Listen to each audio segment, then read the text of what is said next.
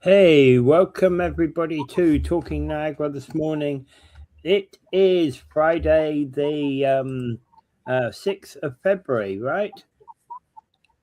Indeed, it is. Yeah, Friday the 6th of February, first week of February, almost over. Dave, what are you doing to us? What are you doing to us? Yeah, Well, okay, we're down to 45 weeks left in the year. Holy cow! yeah. We've got I'll the be interesting thing is about this. 36. Um, the interesting thing is about this. It didn't snow last night, but don't take that as being time to for road rage. We don't need that. We need you up and safe. So good morning, Mike. Yeah, Good morning, everybody. yeah, Okay. yeah, definitely. Uh, Good morning, everyone. And yes, I think we are going to get more snow today, though. It's calling for it in the forecast. And here I'm looking outside. It's dark still, but that's going to change pretty soon because we're getting lighter and lighter every day. And February is when you really begin to notice the days getting longer. Yeah. So you go Yeah. through the dull November, December, January, but in February, and the days become longer, and you begin to notice it. We get usually Well, get a little more sunshine in February too. yeah. And actually, it's just past 7, and it's up in my northeast corner over here. It's just starting to get light. Well before Yes, sunrise, but still starting to get crack of dawn, right? yes, and And basically, Gary Wilkins is saying, "Oh no, the green shirt's coming out soon." yeah, Well, yeah. actually, It won't be long, Gary. It won't be long. Like I'm itching to put that thing back on. Um, you'll have a chance in a month and a bit, won't you, to put on a yeah, green shirt because it'll be St. Patrick's Day then. yeah, well, it we kind of yeah, like a tropical Patrick's Day type of representation there. Mm, Because yeah, I'm so stylish, I can't help it. I'm I, just have I'm naturally fashion plate. I'm the person who has to wear the kind of I have to don the kind of bars green cap that says I'm not wearing green today Well, on St. you need Patrick's one. Day. I think you need the type that covers your face. No, I just have the type that covers my head that says I'm not wearing green today in the loudest green you possibly got. I'm not a green wearer. Yeah. Uh, Next thing is colorblind. Hey, I would just like to point out something I heard on Paul's show yesterday, and he was saying that PepsiCo Doritos, are giving 15% discount on all of their products, their potato chips, their corn chips, whatever, during Super Bowl weekend. So you can get it for 15% less. And then he says, "Well, we don't get it up here, because we're doing the elbows up thing here." So I looked it up. It has absolutely nothing to do with that because Canadian Doritos and all that is all run by a Canadian company, the Canadian division. And the reason why Doritos and Fritos and all that, or Fritos, are giving that big 15% discount to Super Bowl fans is because they've lost a lot of market share recently in the States. I don't think Yeah, they've lost the same amount up here, but in the States, they lost a lot of market share and they're trying to win it back. And yeah. that's the real reason behind that. Okay. And it doesn't look good for the president because they said in the in the interest of being more affordable at a time when everybody's being it was hurting pretty bad because of a bad economy or whatnot. Not I wouldn't say it that way, but where people are kind of not doing so well. We're gonna help everybody out by giving everybody a 15% break on our stuff, Yeah. which makes it sound as if the economy in the United States is not doing as well as supposed to. So I wonder if there's going to be any, blowback from the White House on that one. Mm. Okay, so apparently Paul gave us a good plug yesterday. Yeah, I think he did. Yeah. Yes. Yeah. Well, thank you, Paul. We always appreciate. Yes, you mentioned our show. Yeah. Yeah. Yeah. Okay. So going on to the news of the day, Port Erie's warning that it's pretty to look at but dangerous, so stay off the ice. Yes. Basically, it's the same thing every year. There's caves and all kinds of natural effects of snow and ice heaving up and everything. But however, none of these things are anywhere safe. And basically, what they're just trying to do is, if you're going to crawl into these caves and stuff, just be reminded that they could collapse on you in any minute, and that the ice itself, if you don't really know what you're doing out there, you could find yourself in a crevice, and next thing you know, you're in the drink. Yeah, that's true. That's true. Yeah. And a lot of these things, a lot of the pictures that we've been seeing have almost been people wearing kind of the shoes they will wear in their car. No, not serious boots that are able to take the bad the ruts and things like that. So I can imagine my son would go out and take his photograph on his flip flops in this. Well, my boys are not like that. They're used to the outdoors. They're used to hiking. So I'm just saying, don't be like my son. Don't go wearing flip flops on this kind of stuff. Wear proper shoes. Don't even go out there if you haven't got proper shoes on. All right. Well, I would, stay away from there unless you're properly dressed, for one thing. Yeah. You know what you're doing. Yeah. Find out about it. Yeah. Yeah. Absolutely. All right. We don't want to report on this show that somebody went into the drink or somebody got crushed by an ice cave. No, we don't want to hear that. We want everybody safe. Good morning, Karen. Good morning, Mike. Good morning, Gary. So ice is always moving, says Mike. Yeah, absolutely. Yeah. And we were out there last night, 11 p.m. It's extremely beautiful but dangerous, says Gary. Yeah, agreed. Oh, nice one, Gary. Yeah, and Gary would know because he spends his time down near the waterfront. Well, he's a riverman. Yeah, exactly. That's what I said. He would know. Pay attention to Gary because he knows about these sort of things. He's been there a few times. Okay, moving on to another article which we didn't get to yesterday. Conservative MP Jivani says that Trump gave him a message for Canadians, and he said, "Tell them I love them. I'll have much more to say later."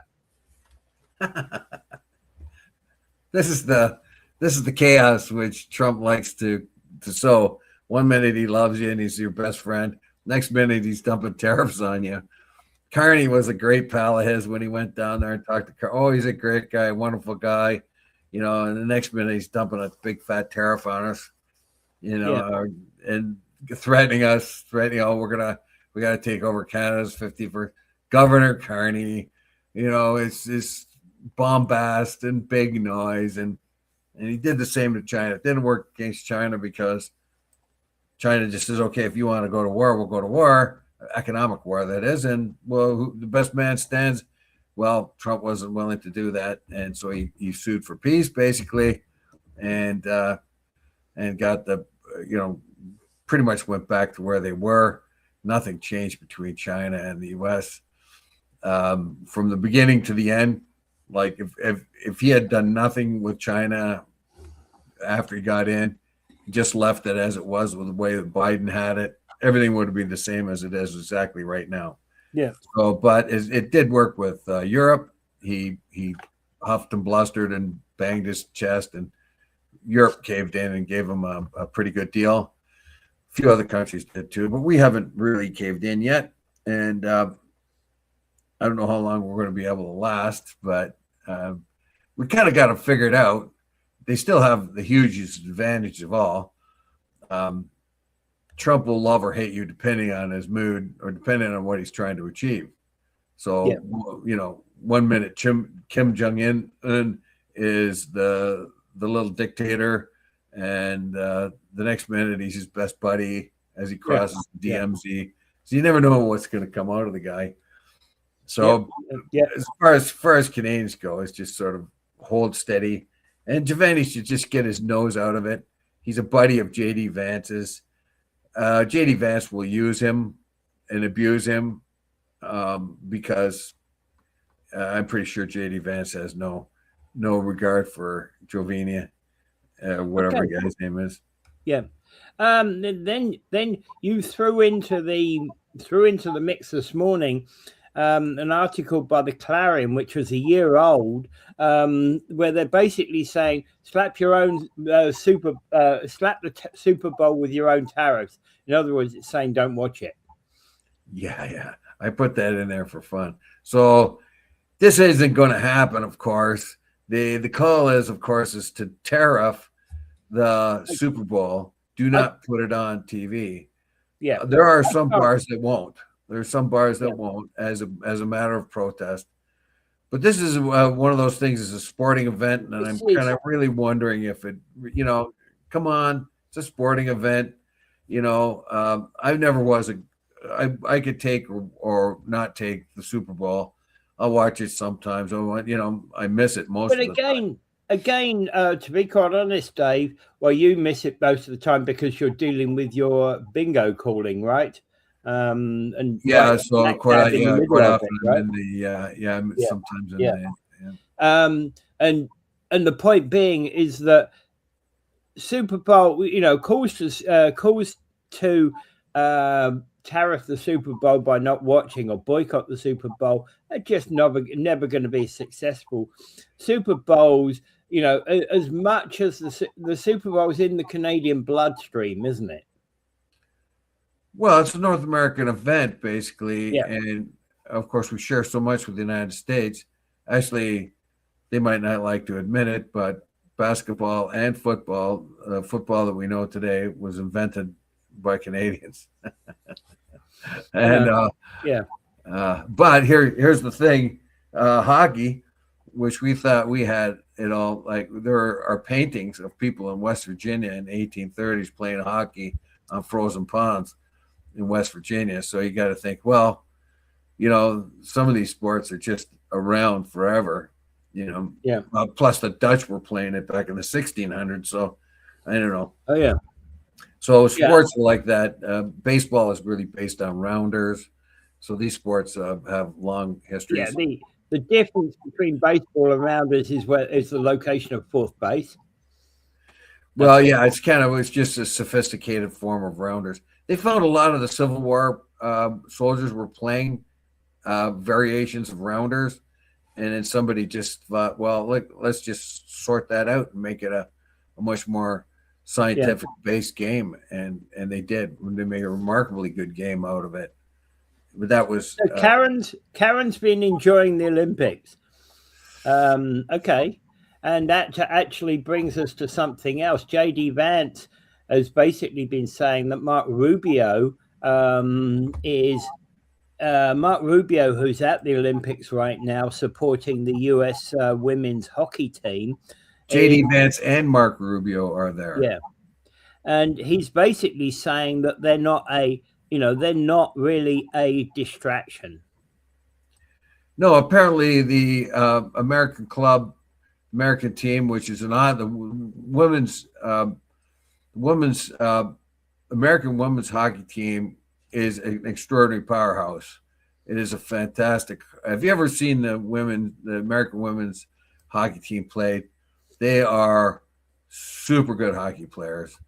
Probably their only challenge may be the Canadian ones. We don't even know if their Canadian girls are strong enough to hold up against them this year. But they're a powerhouse. They knocked out the Czech Republic, or Czechia, whatever they call it nowadays. Knocked it out 5-1. Yeah. Rubio and Vance and their army of secret agent type dudes surrounding them and protecting them didn't even get noticed by the players. So they went out to play hockey, and a little while later they figured it out that these sort of U.S. dignitaries were there. I mean, they were kind of thrilled that, of course, that high positioned officials in the U.S. Government, including the vice president, was there. Probably the number 2 and number 3 men in the government were there watching the game and supporting the team. So this is a time where you get politics right out of it. Just forget about it. These guys went to watch a hockey game. Good for them, right? Yeah. They went to support their ladies hockey team. Good for them. Yeah. And well, it didn't seem that nobody would seem to be bothered by it too much. Yeah. Let's be honest about it. It's what we would expect from most politicians, right? They attend. Well, seriously, why wouldn't you? If you're a politician and have the ability to go to the Olympics and watch Olympic events, wouldn't you do it? I mean, especially as number 2 or number 3 in the government, where you've got invites from the Italian government and seats that are readily available to you. Go. Yeah. And they even, I don't know. Doesn't matter which. They played YMCA for them because that's one of Trump's songs. I still don't know why that's one of Trump's songs. It's a goofy song, and it's the unofficial gay anthem, which I just don't really see that as so much of a thing. But anyway, but they also played Freebird a lot, which was another sort of unofficial anthem, and of the Trump movement anyway. Okay, good morning everybody again. All right. Okay, moving on. Brock University is to say they're going to lay off some of their an undisclosed number of administrators. Well, we were speaking of the students trying to get into universities and how it is harder now. They've tightened up the requirements to become a university student.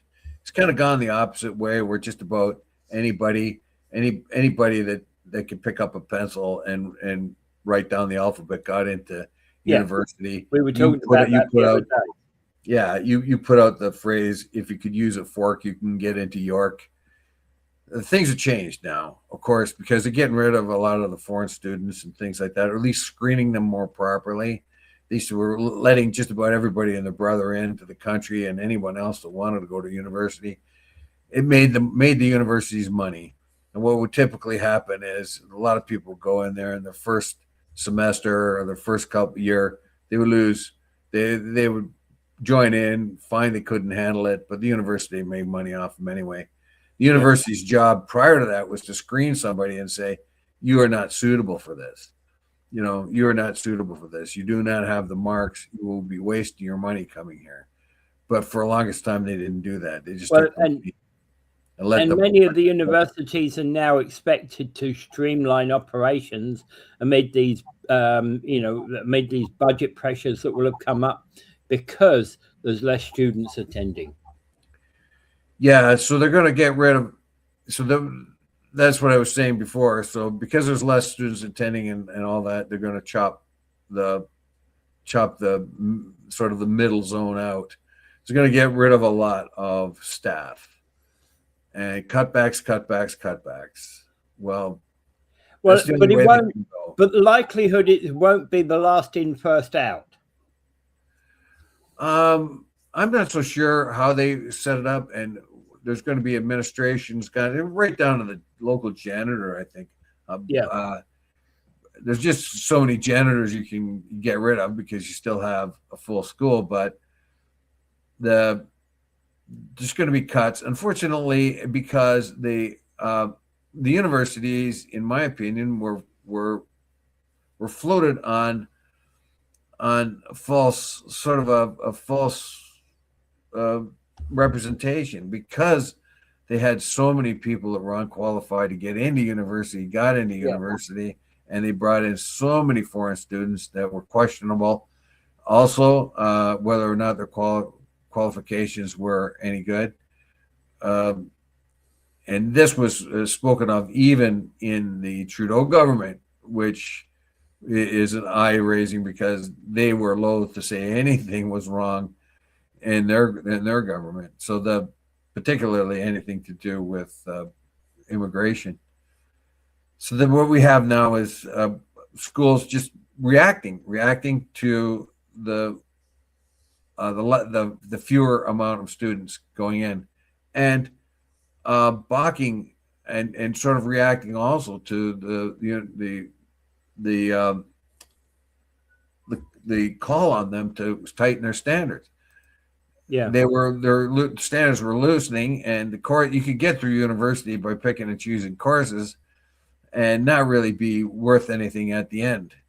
You could pick your way through a bunch of bird courses and get your degree. So that seems to be the impression we get, and you'll get you'll get a degree in gender studies. That what does What the that? heck does that mean? Yeah, You know? what does it mean? What does Yeah. it do? What job So can you get? it means that you can be a sex analyst, eh? I don't know, and it's not very clear to me if it's really a vetted course that's going to do anything. Yeah. Yeah, and the part of the problem, as Mike is saying here, is the system was in part abused by the number of abused by. I'm probably putting the wrong term in there, but there were tons of illegal people, and the system was hugely abused because we were just opening up the university system to too many people. Well, yeah, most of them were not illegal. They came over on student visas. Yeah. But the impression was when they did get that student visa, they would stay in Canada, and that was the promise made to them too. Send us your most talented, we'll educate them, and then they'll stay here because we want their skills. But the problem was with all the very good ones we got a bunch of students that really weren't capable of doing the university stuff. And not only that, we found out that so many of them came and went to their first semester, or maybe not even, and then just kind of disappeared into the ether And on the strength of their student visa. yeah, and the type of staff that are going to be the places that are going to be cut is things like student advisors, financial aid, processing, research administration, human rights, IT, the computer technology and the support for that, campus operations. And when you lose those type of staff, of course, the whole system grinds down to a halt, doesn't it?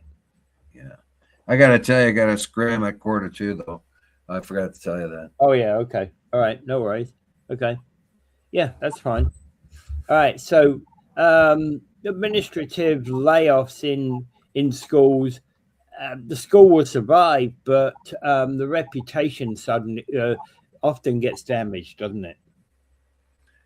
Yes. So what you were having, and there was a marked amount of problems where you would get a university degree that was worth almost nothing. It wasn't translatable into a good job, and the universities were being pushed to push people through, and they were coming out the other end without a usable degree.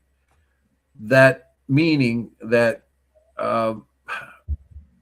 if you went to Harvard or something like that, you could get away on the strength of it being from Harvard. You could do your bird courses in Harvard if you happen to be related to a famous movie stars or something and paid off the Harvard executives, which was the big scandal we saw a few years back, where prominent politicians, movie stars, and other people of wealth were able to get their kids into Harvard or Yale by paying off somebody and getting them in. But they might be able to get a Harvard degree, and because they're already wealthy or from wealthy families, it didn't really matter if they knew what they could do but if you get somebody from Harvard and they're a linguist or an economist or something like that, and you hire them, you expect them to really know their stuff. Yeah. But you could say you get a Harvard degree in gender studies, and you wonder, well, it sounds good, but we don't know what that is and how you. Yeah, it destroys the quality of a Harvard degree, doesn't it? Yeah, so the standards got to be picked up a bit, because it was just like high school. Like we found that high school standards has gone down, and then now we find less and less people in high school being able to go into university because their standard hasn't been met, and the high school's teachers have taken two approaches to this: either to enhance the work they do with their students to get them prepared, or to bell curve their marks and make it look as if they do have them. And then when they do go off to universities, they're unprepared. Yeah, because their marks have been kind of pushed up just to make it look good. Okay. Yeah, and that's all of that is problematic. And the trouble is, of course, that I had to say the university I went to had zero administrative staff available. Available for what? Well, just admin staff were cut to the bone in the university I went to. The only people who were there when I was being taught was actually teachers. There was a few women in the canteen, and that was it. That was the only administrative staff you would find. Well, they probably doubled up as administrative. They served the meals during lunch hour, and then it went back in the office and did the books. Yeah, honestly, it feels like multitasking. Multi-talented people. Okay. What are all the student housing? Where are all the student housing going to go? I don't know. They probably have enough student housing for their a full university. Basically, what we found is they didn't have enough before. I'm not so sure. All the universities complained vehemently about the drop in foreign students coming into the country. Remember, there's still lots and lots and lots of them coming in. Yeah. But it was these marginal ones that were coming in what was the biggest problem, and the fact that they came in, and if they went to school, they I don't know, they're more. The promise was, if you come here and go to school, get your degree, you're going to get an easy path to citizenship, because we're going to need educated people. So what happens is they made a lot of courses that you didn't need. I don't know how many foreign students I met that had came to town to do hospitality. Yeah, and I mentioned this before. Which is the dumbest course on the planet. What are you taking? Hospitality. So, like, so many of them were taking hospitality. How many of them could be hired? Yeah, and it's a dumb course. It really has zero impact. Maybe you might get a job in hospitality, but it's not going to be a senior job. It's more likely to be you're just going to be the maid changing the laundry. I don't know. If I'm sure that hospitality has its advantages. I'm sure, and I'm cynical. Tourism areas and whatever.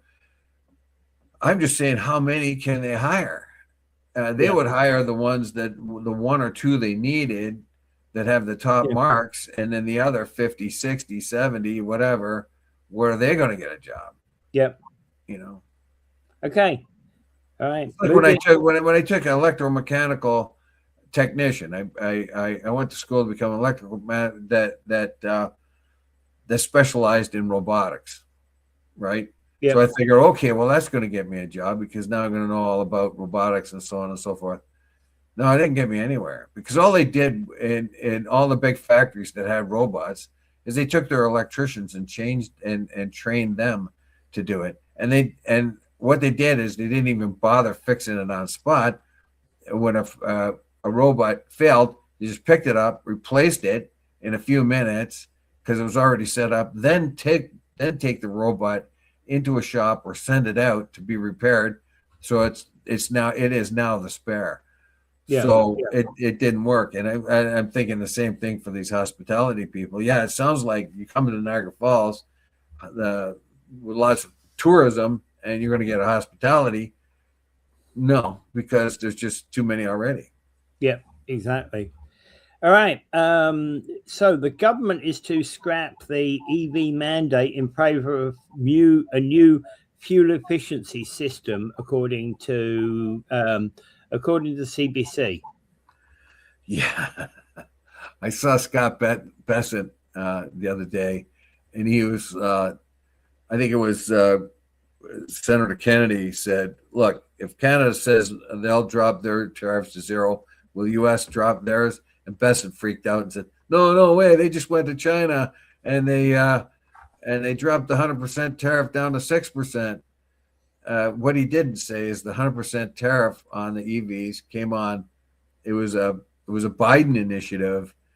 It was a Biden initiative that the Canadians followed. So he didn't put that out there, and he didn't say that the 100% tariff was put on to protect and to encourage American EV production, which are doing the opposite now. They're trying to discourage it.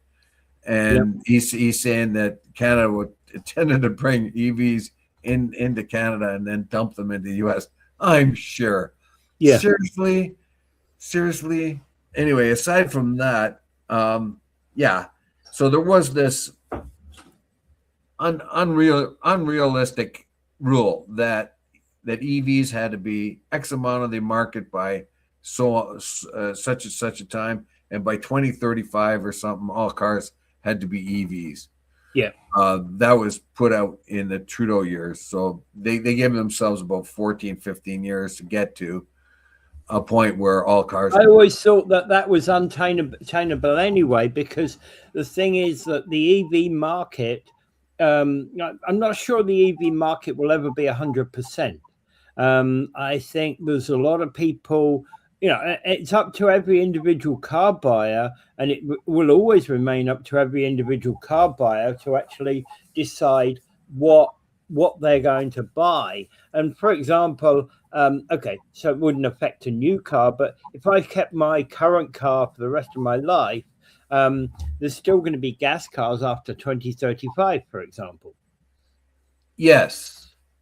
This gas car is going to be around for a very long period of time. Yeah. I imagine, I said this before, that EVs will probably take over because they're more efficient use of energy. But it depends on how much electrical power you can produce. So even if you use natural gas to produce the electric power that goes into the EV, so you're still polluting, but you're going to be polluting a lot less if you do that. You're not polluting at the point of the car, you're polluting at the point of manufacture of energy. That's right. And let's say right now, to pick up peak demand, we use gas turbines. We use a lot of gas turbines to pick up peak demand. They replaced the coal burners. Everybody thinks the wind and solar did. They did to a small measure. The biggest replacement of coal was natural gas generators in Ontario. So we have them, and the gas generators then make this extra power. But if you burn natural gas, particularly if you have a combined cycle machine, which means you have a sort of a jet engine, a turbine running a generator, and then the exhaust from that boils water, and then you have a secondary steam turbine going, you can get up to 60%, maybe even more efficiency out of your fuel, whereas the very best gas, diesel, and coal can get in the 30%. So only 30%, 30 or 35% of the energy can be retrieved as useful energy. But that, with a combined cycle natural gas machine, that means that if you produce power that way, and that power then is put into EVs, you are polluting the planet a lot less. But plus the EV is a lot more efficient use of that power because Yeah. it's a car. The weight of it mostly made up by the battery, but there are very few other parts that can go wrong. And but again, with the expansion of solar, across people's houses, how many more houses today? I'm not saying that's a significant rise, but the numbers of houses now with solar panels on them is on the increase. And if you're charging your car, if you have solar panels and you're charging your car, you're charging it in the most efficient way, aren't you? Well, yeah, but that takes forever to do that. I mean, it's a nice thought that you can charge your car with solar panels. You can only do a little bit. Even a Tesla, the whole outside of it's made to take in sun and charge its own batteries. But the fact of the matter is, you're going to need if say for instance, a friend of mine came with a Tesla. I plugged him in, and over Yeah, the space of the night, he got 40 hours worth of or 40 miles worth of charge. That's all he got from yeah, but again, about you 15 plugged hours. him in. But you plugged him in on 110 volt rather than the That's right. 220, Yeah, right? If he that's has a 220, he would get a lot more power out of it. but still take a long time. So you still need charging stations, Yeah, and uh, and Tesla's come up with some really good ones. yeah. And there are any case you can get a huge charge in 20 minutes. You can get 600 miles worth of charge in 20 minutes, and away you go nowadays. Yeah, yeah. 600 kilometers probably is not miles, but so I don't know. It's just a better use of this. Now, what the United States is going for is they want to have energy dominance, and you can understand why, because they have an enormous amount of natural gas, oil. They're like the 10th largest supply, but they have all kinds of oil, and they have access to all kinds of oil and gas. They have access to Canadian oil and gas. They have access to their fracking oil, plus the other oils they have. So they produce more than they use. They sell their best quality oil and import the heavy crude from Canada and shortly from Venezuela because it suits the refineries, and that sweet crude they get out of fracking, they sell that for top dollar overseas. So they get the best of two worlds. So of course they're going to want to accentuate the energy resources that they have, which is oil and natural gas. But again, even in the American market, they're going to end up with a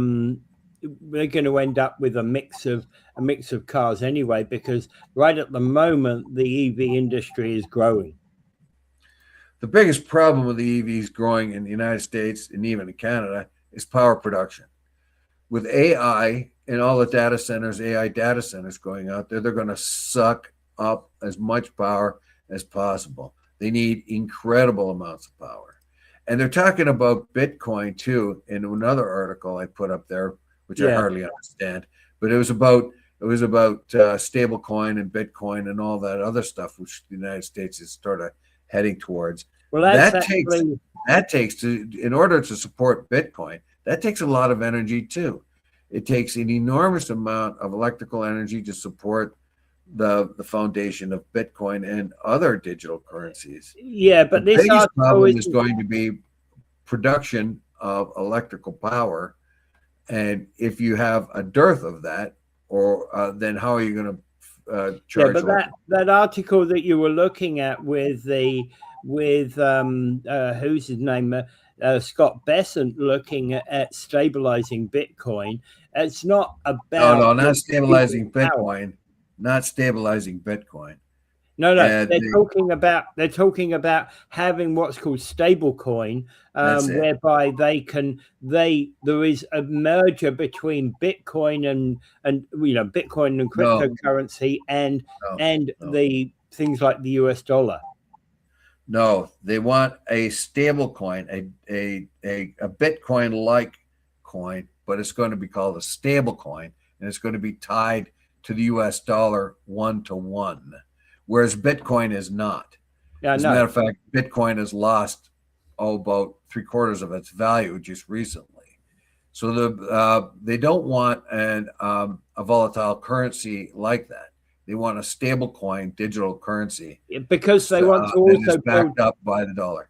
Now, there's a Yeah, they couple of want to reasons build the for US this. dollar on the same basis, right? So basically, having a US dollar that stabilizes to the stable coin, they will also increase the value of the US dollar. Well, that's part of the strategy is to make a digital version, basically, of the U.S. dollar or something that can match the U.S. dollar, and that which can be used in transactions and stuff like that when other markets and things are closed, like Wall Street or whatever else, and they can use it and have it pegged to the US dollar. And then that way, it's another encouragement for everybody to use the US dollar as a reserve Yeah, currency.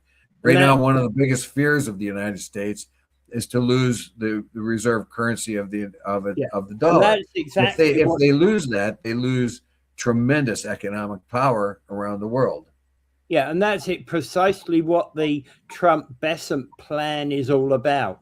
You know, to actually stabilize and bolster the US dollar, and improve its position as the central currency of the world.